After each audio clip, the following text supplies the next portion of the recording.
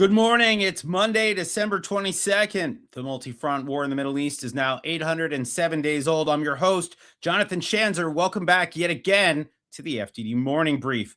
IDF Chief of Staff Eyal Zamir hinted yesterday that another Israeli strike on Iran may be needed. This comes as reports are swirling that Prime Minister Benjamin Netanyahu is set to share new attack plans with President Trump down at Mar-a-Lago during the holiday season. Meanwhile, South Carolina Senator Lindsey Graham was in Israel over the weekend, and he seems convinced that another round with Iran will be needed, not to mention another round with Hezbollah in Lebanon and maybe Hamas for that matter. In short, folks, the ceasefire that Trump brokered was a huge achievement, but we need to be clear. The warring parties merely ceased firing. Nobody has declared an end to this war.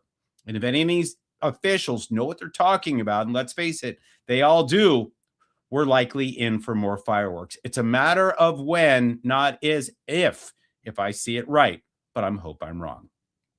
All right, let's talk about the Islamic State. Last week, the United States lit up 70 different Islamic State targets across Syria. It was a large-scale U.S. Air Force operation that Jordan also joined. That came after the Islamic State killed 2 U.S. service members and a civilian contractor. But this was not a one-off, folks. The Islamic State is on the rise. The attack that killed 15 in Sydney, Australia, that was the Islamic State. The arrest of 3 men in Dearborn, Michigan over Halloween this year, those guys were Islamic State. Heck, the Islamic State claimed attacks this year in the U.S., Syria, Iraq, Pakistan, Nigeria, Niger, the Congo, Mali, Australia, and Turkey. Last year, the group hit Afghanistan, Pakistan, Nigeria, Russia, Germany, Serbia, Oman, Syria, Lebanon, Niger, Switzerland, the Congo, Turkey, Iraq, Mozambique, and even Iran. Remember when President Barack Obama called the Islamic State the JV team of terrorists? Yeah, that didn't age well. But you know what? Even after President Donald Trump reduced the Islamic State's so-called caliphate to rubble and declared the terror group to be defeated, it never died.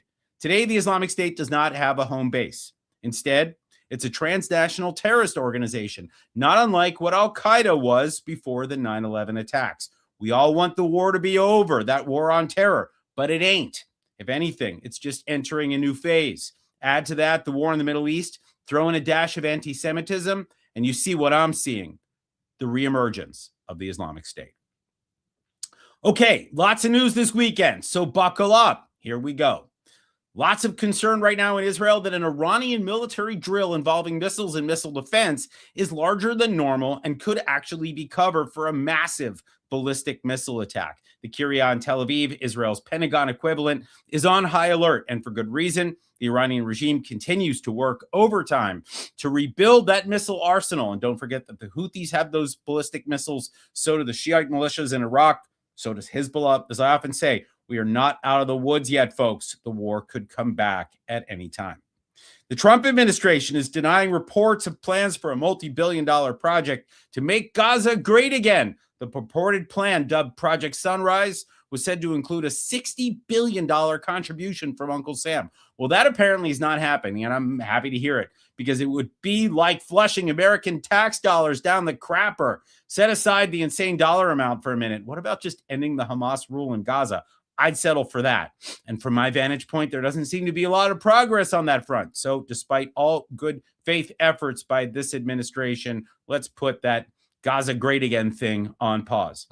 The Iranian regime has executed a man they said was spying for Israel. State television claimed he was taking photos of a military base back in May, shortly before the outbreak of the 12-day war. Meanwhile, a Russian citizen living in Israel with a work permit was charged by the Israeli government for espionage after he was taking photos of sensitive sites. I can't speak to the veracity of either claim here, folks, but I think you get the picture. Like the old Mad Magazine cartoons, this is spy versus spy. The headlines are full of these kinds of stories in both countries. The shadow war continues. Reports came in yesterday that Jewish Turks were harassed by hostile crowds in Istanbul for the crime of, wait for it, lighting Hanukkah candles. Turkey, man. Don't tell me that this thug regime in Ankara is just anti-Israel, not anti-Semitic. Yeah, it's anti-Semitic. I don't buy it, even if this was a one-off event. And finally, progress in the disarmament of Hezbollah in Lebanon. Can you believe it? The government in Beirut says they're nearly done with the areas south of the Litani River. Hezbollah is getting disarmed all across the south of the country. Of course, more work needs to be done disarming the Bekaa Valley in the Northeast and in other parts of the North. But I guess we're going to take what we can get. Meantime, folks in Lebanon are saying that between Iran, Syria, and Turkey, all looking to co-opt their country, Israel seems to be the only actor in the region trying to ensure the sovereignty of this weak state. Just think about that for a minute. Wow. Can't make this stuff up. All right. It's time for a conversation with Ambassador Jeff Bartos. He's the American representative to the UN for management reform, which means he's working around the clock to clean up the rot inside the United Nations. And Lord knows there is a lot of rot. Jeff also happens to be a friend of mine for, 35 years. Makes me feel old, but it makes me feel awesome too, because it's amazing for me to see him doing this job right now. He and I catch up every so often as friends do, but I just had to have him on the program to have him share a bit about the terrific work he's doing with U.S. Ambassador to the UN, Mike Waltz, and the other members of the team up there at USUN. So let's do this. Let's bring Jeff Bartos onto the show. Welcome to the FTD Morning Brief, Ambassador Jeff Bartos. Jonathan, thank you. I should say Dr. Schanzer. Thank you for having me. What a treat to sit here and wait for to be brought on and listen to your incredible introduction, which I always love listening to. So thank you for having me. Oh, it's a pleasure. And this is definitely one of those life moments, like you got kind of have to pinch yourself. You and I have known each other since we were, let's just say idiots back at Emory University. And now look at you with that stars and bars right behind you. It's an exciting moment for me. Life's coming full circle. So let's get to it. I want to start with that day that you were confirmed. I had a small, bit role in that, but it's a great story. So tell our listeners. Well, the Senate process is the Senate process. I'll let others judge whether it moves slowly or quickly, but the Senate process is the Senate process. So honored to be nominated by the president in May. And we had our hearing in July before the Senate Foreign Relations Committee, Ambassador Lucetta, myself, and 3 others. And you don't know when you're going to get confirmed. And Cheryl and I happened to be in Berlin with our daughter, Emily. And we found out around Thursday night, around almost midnight Berlin time, that the Senate was voting. And so this is a life moment that I watched on my iPhone in bed in Berlin. Saw that we were confirmed. My wife of 28 years kissed me goodnight, said congratulations, we went to bed. That was the big excitement on Thursday night. But I saw you on Friday. The president signed our commission, our appointment on Friday. And you and I had, along with our family, a great dinner on Friday night, which was outstanding in Berlin. Ran the marathon on Sunday, which was why we were in Berlin with our daughter, Emily, and her boyfriend. And flew back Monday, back to New York. Cheryl went to Philly. I came into New York, showered, tried to look presentable, took the oath. And my very first day, so that was Monday, my very first day at the office, was sitting with Scott Bessent to my left and Secretary Wright to my right, and the president speaking on the floor of the UN about 100 meters across where I'm sitting right now. And that was a hell of a first day of work. The president of the United States speaking on the floor of the General Assembly. Hell of a story. And just for the record, folks, I did not run the Berlin Marathon. Not a chance. But I think we should all just note that Jeff Bartos is now speaking about meters and not yards, which means that the UN's already getting to him. But all right. All right. So you're ambassador for management and reform at the UN. So tell our listeners and viewers, what does that mean? Well, during my hearing, Chairman Risch and Senator McCormick both said this is an oxymoronic title, and you have a very big job, maybe an impossible job. And I laughed, and they're quite right. We have a massive opportunity. We have a window of opportunity here to reform the UN, thanks to the President Trump's leadership. And it's only because of President Trump's leadership that we have this opportunity to drive real reforms. And what do I mean by that? We're tasked in the management and reform section with looking at the budget. If you think about it, Jonathan, your listeners are very educated. It's a combination of the Appropriations Committee, the Oversight Committee, and one of the Foreign Relations or House Foreign Affairs Committee, all kind of rolled into one. The U.S. contributes somewhere between $12 and $15 billion a year to the UN system in assessed funding and voluntary funding, and out of about a $64 billion system-wide budget. And so we are charged with making sure that money is well spent, efficient, fit for purpose, not wasted. Huge job. Because of President Trump's leadership, we've spent the better part of the year, and since I hit the ground running with my team 90 days ago with Ambassador Waltz and the team, we have focused on cutting the budget, cutting bureaucratic posts, getting the UN back to basics, fit for purpose. The president's vision, he said in his speech, my first day at work, the UN has great potential, but it's not living up to that potential. And so every minute of every day for the last 90 some odd days, we've been trying to deliver for the president, for the American people, to reduce this budget. I'm hopeful as we get to the end of 2025 that we will deliver to the American people, to the president, and to the world a 15% cut to the regular budget, a 15 or more percent cut to the peacekeeping budget, which has happened, but now we have to actually bed it in. We have to make it part of the regular budget process, which will happen next year. But before doing now and the end of 2025, 15% cut to the regular budget, the elimination of 2,600 bureaucratic posts across the UN system, and setting ourselves up for much bigger reforms in 2026. All right, so I want to unpack all this because, first of all, $12 to $15 billion covered by the American taxpayer for the cesspool that you work in. And apologies for saying that, but let's just be clear. The UN is a cesspool of anti-Israel, anti-American, pro-Russia, pro-China, pro-jihadist rhetoric. It's insane. And we're spending all this money on this. I mean, I hear a lot about how the vice president's looking to curb some of the foreign policy expenditures that we lay out.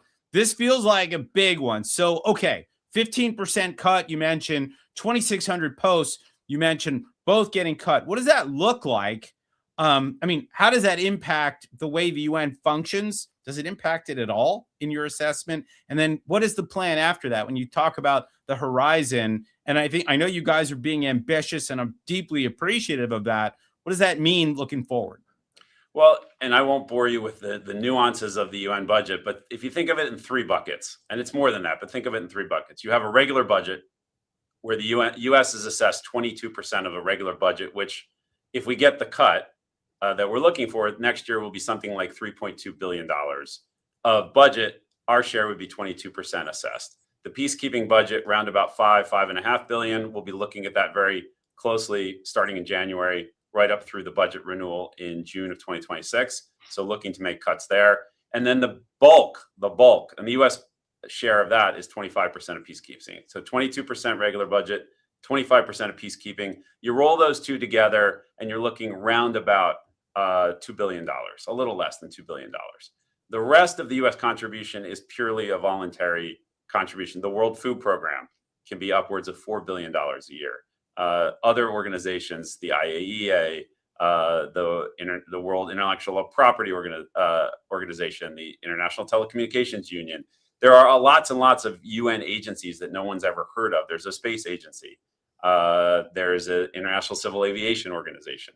So you roll all that up together. The US is by far the largest contributor, not only to the humanitarian focus, food, medicine, shelter, disaster relief around the world. We saw it, by the way, we can park for the side, but talk about the US is by far the most generous nation in the world, not only within the UN system, but in our bilateral relationships as well. And so regular budget, peacekeeping budget, voluntary. Right now, we're focused on the regular budget, which pays, you're not going to believe this one, 70% of the regular budget goes to salaries, benefits, and conferences in the Secretariat. 70%. The UN last year in 2024 spent over $300 million just on meetings and conferences. I'll give you a sort of like the level of detail we're talking about that we're focusing in on. The average UN report is about 8,000 words. To translate it into 6 languages is about $3.20 a word. So about 25 grand per report that nobody reads. These are the types of things with Ambassador Waltz's leadership, with the president's direction, with Secretary Rubio's direction. That's what we spend our time on, really trying to make sure every dollar that the US taxpayer sends to this bloated, right now ineffective, trying to do too much, doesn't do much of it very well, organization, we're going to get it fit for purpose. We have to. We have no choice. The president's charged us with it, and we're going to deliver for the president and for the American people. I got one idea for you as you look at reform, that 25 grand per report, ChatGPT. It's amazing how that works, the translation. Seriously, though, ridiculous. And thank you for doing all of that because we need to clean it up. All right, I want to ask you about how your office is dealing with one particular question. Here I'm talking about the UN Relief and Works Agency. There seems to be some positive developments happening right now with a new UN High Commissioner for Refugees, who may be an ally. Great guy. So what's happening on that front? Well, I have personally delivered remarks. The U.S. has voted against every resolution relating to UNRWA since, well, certainly since January 20th. I don't know what happened before January 20th, but since January 20th, we voted against every resolution. We voted against the reauthorization of the mandate for UNRWA. Now, these things passed because we are, we have reliable allies in the General Assembly that vote with us, or we vote together. But they're not enough of the 193 that see the world the way we do, which is a problem, and we're working to fix that. But in the short run, the Secretary General, although he has laid out aggressive cuts in the Secretariat because U.S. leadership has forced him to do that, he has ring-fenced and protected UNRWA. He's protected a couple of other organizations within the UN system, and we're about to take a vote on the budget where, again, the U.S. will vote against funding for UNRWA. The U.S. will not fund UNRWA, but the UN will fund UNRWA again for 2026 and beyond. Let's go to our X. We've delivered, I've had the privilege to deliver remarks a number of times over the last month on where the U.S. stands on this, where the U.S. stands on the ICJ, and how it relates to UNRWA. So we have a big problem here. We're working on it, and all I can say is, keep watching this space. We are doing everything we can to hold this organization accountable. And we appreciate you for that. All right, let's talk about another problematic agency, maybe less problematic now, thanks to some of the work that you've been doing. Let's talk about UNIFIL, those interim forces in Lebanon under the UN mandate. Yeah, again, thanks to the president's leadership, the secretary's leadership, and Ambassador Waltz's leadership, we, the United States, successfully had it passed. So the way it works, Jonathan, you know this, your viewers may not know. These peacekeeping missions are renewed. Most of them are renewed annually. They're called mandates, and they have an annual review and an annual renewal.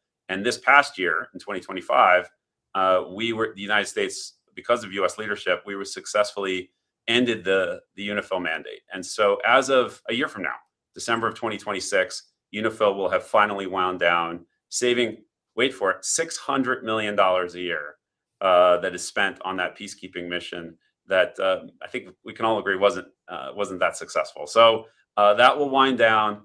We have a bunch of other peacekeeping missions around the world that are at various stages of being effective or not effective. We'll get into that in 2026 as we do budget renewals and renewals of mandates for, I'm going to go visit in Africa in February. I'm going to go visit a number of the largest peacekeeping missions, which together represent about $3.3 billion a year of spending. So we're going to get boots on the ground. My boots are all going to be on the ground, not anyone else's, but I will be shoes on the ground to see and to review those peacekeeping missions. So let's talk about those missions in Africa in particular, because some say that those are the ones that are worth keeping, right? You got these thorny conflicts. You got Western militaries that are basically inserting themselves and trying to keep, warring sides from slaughtering one another. This doesn't seem to work in the Middle East, but maybe it does in Africa. Am I getting that right? Well, one of the missions I'll be visiting is in the Central African Republic, which has been a long tenured mission. I think if you talk to the professionals who do this work day in, day out, the military professionals, the policy professionals, they would tell you a decade ago, maybe even 6 years ago, this did not look so promising. But right now, there are elections scheduled on December 28th for presidential and local elections in the Central African Republic. It's my understanding that those elections then will go through the next 6 months in terms of processing and runoffs and other things, but that of the 14 armed militias that were a real problem in the country, all but one have now disarmed. And so, again, tentative good news as the election happens. I'll be visiting that mission in February. I'll be going to Bangui. I'll probably be visiting a whole bunch of other UN work on the ground in the Central African Republic. That's a good thing to keep an eye on as you're looking for missions that are moving in the right direction. I'll also be visiting Kinshasa in the Democratic Republic of the Congo to kind of see what's going on there. Of course, we all are following what's happening in Eastern Congo. I'm going to try to visit Kinshasa and maybe some of the Western part of the country. And then, of course, we have a briefing today on Sudan. There's not a mission there. There's a mission in South Sudan. that's a really problematic area right now, and we all have our eyes on that.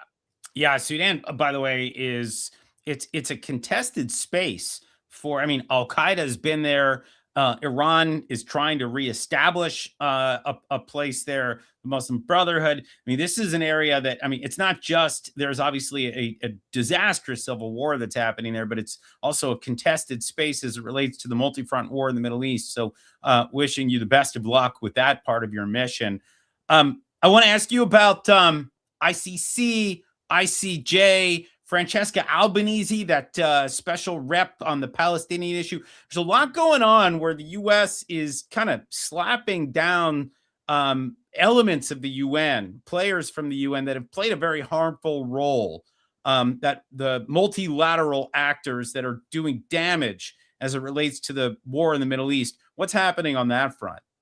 Well, I say to Cheryl and our girls all the time, I may be the luckiest guy in the whole U.S. government, because every day I get to come to work with President Trump's leadership and his direction, the Secretary Rubio in his State Department, and Ambassador Waltz, who I both work with and for as our leader here at the mission, our chief of mission.